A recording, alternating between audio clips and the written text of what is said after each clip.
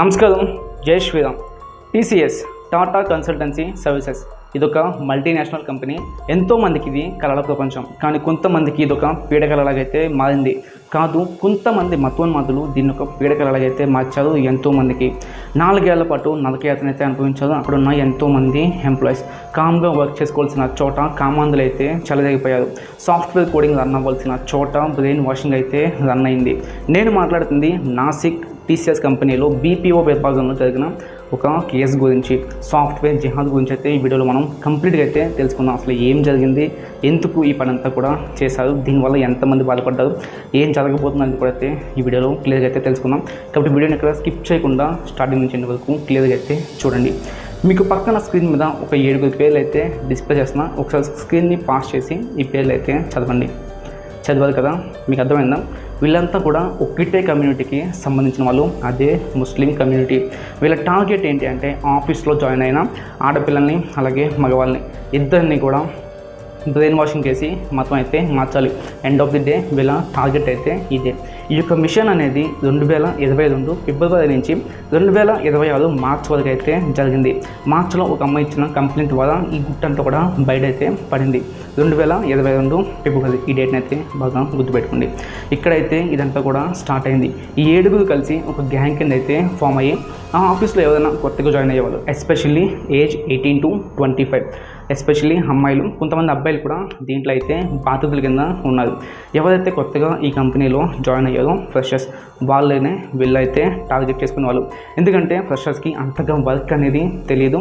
వాళ్ళకి పని నేర్పే పేరుతో వాళ్ళకి వీళ్ళైతే దగ్గర అవుతూ ఉండేవారు. స్టార్టింగ్లో పని కూడా అయితే వాళ్ళు హెల్ప్ చేస్తారు, చాలా సపోర్ట్ అనేది ఇస్తారు. ఒక స్పెషల్ ట్రీట్మెంట్ అనేది ఫ్రెషర్స్కి దొరుకుతుంది. సో వాళ్ళు కూడా చాలా సేఫ్ అండ్ సెక్యూర్గా అయితే ఫీల్ అవుతారు. అలా కొంతకాలం అయితే జరుగుతుంది. ఎప్పుడైతే కంప్లీట్గా ఫ్రెషర్స్ అయితే వీళ్ళ మీద డిపెండ్ అవుతారు, అంటే ఈ 7 మీద డిపెండ్ అవుతారు, అప్పటి నుంచి వీళ్ళ యొక్క నిజ స్వరూపం అయితే కొద్దిగా బయటకు అనేది వస్తుంది. వన్స్ వీళ్ళు కనుక ఫిక్స్ అయితే, వీళ్ళు కంప్లీట్గా మన మీద డిపెండ్ అయ్యేదని ఫిక్స్ అయిపోయిన తర్వాత వాళ్ళ యొక్క స్టేజ్ 2 అయితే స్టార్ట్ చేస్తారు.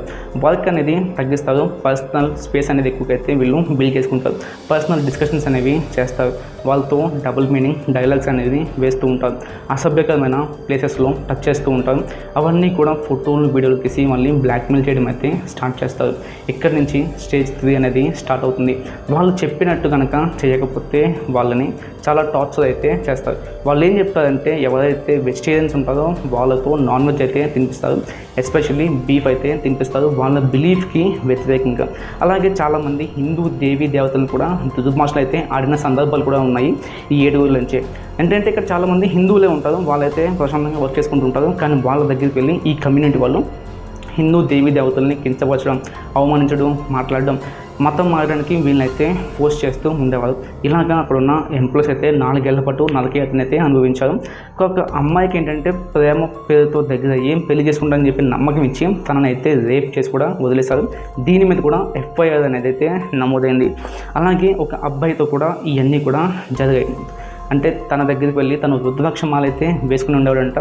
సో తన దగ్గరికి వెళ్ళి హిందూ దేవీ దేవతని, ఎస్పెషల్లీ శివుణ్ణి, శివతాండవాన్ని కించపరుస్తూ మాట్లాడుతూ తనని కూడా మతం మారడానికి అయితే పోస్ట్ చేశారు. అలాగే తనకి ముస్లిం క్యాంప్స్ అనేవి పెట్టి తనని ఫోటోలు తీసి వీడియోలు తీసి వాట్సాప్ ఫేస్బుక్లో షేర్ చేస్తూ తననైతే చాలా టార్చర్ అయితే చేశారు ఈ యొక్క కమ్యూనిటీ వాళ్ళు. అలాగే ఇక్కడ ఇంకొక షాకింగ్ అండ్ సర్ప్రైజింగ్ విషయం ఏంటంటే వీళ్ళందరికీ కూడా ఒక హెచ్ఆర్ మేనేజర్ అయితే సపోర్ట్ చేస్తుంది. తన పేరు నిడా ఖాన్. సో తినేంటంటే ప్రజెంట్ 16 అయితే ఉంది. ఒక అమ్మాయి ఏంటంటే మార్చ్ 2026లో ముందుకు వచ్చి వీటి మీద కేసు అనేది పెట్టడం జరిగింది. ఆ తర్వాత పోలీసులు ఎంక్వైరీ చేసి 9 మందిని అయితే దగ్గర అరెస్ట్ చేశారు. అలాగే 9 ఎఫ్ఐఆర్లు అయితే కూడా నమోదయ్యాయి. ప్రజెంట్ ఏంటంటే ఎంక్వైరీ అనేది నడుస్తుంది. మహారాష్ట్ర గవర్నమెంట్ దీన్ని చాలా సీరియస్గా అయితే తీసుకుంది. వాళ్ళు ఒక టీంని కూడా ఫామ్ చేశారు, సిట్ స్పెషల్ ఇన్వెస్టిగేషన్ టీం అయితే ఫామ్ చేశారు. అలాగే టీసీఎస్ కంపెనీ కూడా దీని మీద అయితే స్పందించింది. ఎవరైతే ఈ యొక్క యాక్టివిటీలో పాల్గొన్నారో వాళ్ళందరినీ కూడా కంపెనీ అనేది సస్పెండ్ చేయడం జరిగింది. ప్రజెంట్ చాలామందిని కస్టడీలోకి తీసుకున్నారు. ఎంక్వైరీ అనేది జరుగుతుంది. నిజంగానే ఇది సాఫ్ట్వేర్ జిహాద్, సాఫ్ట్వేర్ కోడింగ్స్ అనేవి రన్ అవ్వాల్సిన చోట ఇలాంటి మత మార్పులు అయితే జరగడం ప్రారంభం అయ్యాయి. ఇవి ఎప్పటి నుంచో ఉన్నాయి, కానీ ఈ మధ్య అయితే వెలుగులోకి వస్తున్నాయి. మీకు అర్థమవుతుందా వీళ్ళు ఇదంతా ఎందుకు చేస్తున్నారనేసి? ఎందుకంటే వీళ్ళ టార్గెట్ ఉన్నది 2047 కల్లా ఈ యొక్క ఇండియాని ఈ హిందూ కంట్రీని ఇస్లాం కంట్రీగా మార్చాలనే టార్గెట్తో ఈ కమ్యూనిటీలో చాలామంది అయితే పనిచేస్తున్నారు. అది దీనికి వెళ్ళించుకున్న మార్గాలు అనేది జిహాదీ. ఇక్కడ మీరందరూ కూడా జిహాద్ అంటే మీనింగ్ అయితే తెలుసుకోవాలి. జిహాద్ అంటే మీనింగ్ ఏంటంటే ఒక పోరాటం లేదంటే ఒక బలవంతమైన ప్రయత్నం. అది ఎలాగన్నా కావచ్చు, బలవంతంగా మతం మార్చే ప్రయత్నం అయితే వీళ్ళంతా కూడా చేస్తున్నారు వేరియస్ రూట్స్లో. ఒకటేంటంటే లవ్ జిహాద్ అందరికీ తెలిసిందే, కానీ ఎవరు కూడా దీని మీద అయితే పెద్దగా మాట్లాడరు. రైట్ వింగ్ పర్సన్స్ అయితే మాట్లాడతారు, కానీ లెఫ్ట్ వింగ్ దీని ఒక ప్రోపగండా అంటుంది. లవ్ జిహాద్, జిమ్ జిహాద్, ఫుడ్ జిహాద్, రీసెంట్గా సాఫ్ట్వేర్ జిహాద్, ఇలాగ ఎన్నో రకాల జిహాద్ అయితే ఉన్నాయి.